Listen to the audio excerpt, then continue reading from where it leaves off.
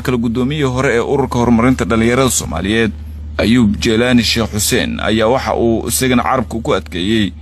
in loo baahan yahay in maanta kala la weyneeyo maalintan waxaana uu dhalinyarada Soomaaliyeed ugu baaqay in ay doorkooda ay ka qaataan sidii dalka horumarintiisa kaalin weyn ay uga qaataan isla markaana uu sheegay in loo baahan yahay dhalinyarada in ay ku dadaalaan sidii dalka loo horumarin lahaa.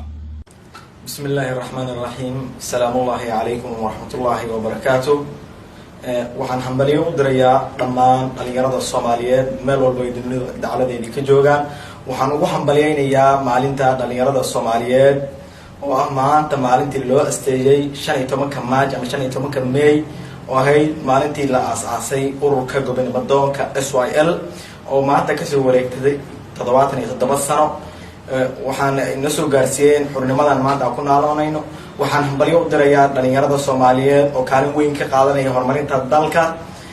maantana waa maalin weyn oo baahan in la xuso in la weyneeyo in la karaameeyo in la sharfo maadaama ay tahay maalintii dhalinyarada Soomaaliyeed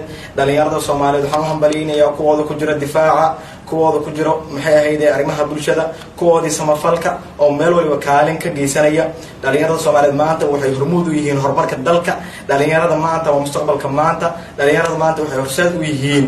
hiigsiga ay ku socoto iyo xawliga ay ku socoto dawladnimada Soomaaliya waxaan dhalinyarada Soomaaliyeed mar koowaad iyo mar labaad iyo mar saddexaad ugu hambaliyaynayaa maalintoodii weyneed maalintoodii ahayd maalintii loo asteeyay 15 Maaj ama May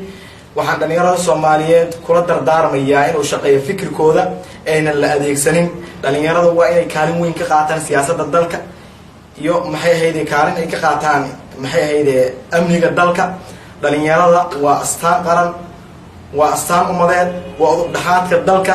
waxayna mar waliba diiradda saarayaan horumarinta dalkooda waxaan dhalinyarada Soomaaliyeed mar koowaad iyo mar labaadba la dardaarmaya inay fikirkooda ku shaqeeyaan waana marnaba si loo adeegsan dhalinyarada Soomaaliyeed waxa loo soo adeegsaday marar badan in lagu dumiyo dalka laakiin maanta waxay wadaan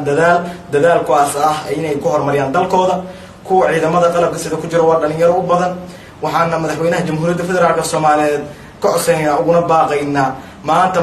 meeshay ka joogaan hogaanada dalka dhalinyarada Soomaaliyeed inuu sii ballaariyo meel wanaagsan uu sii gaarsiyo waxaan ilaahay dhalinyarada Soomaaliyeed hambaliyo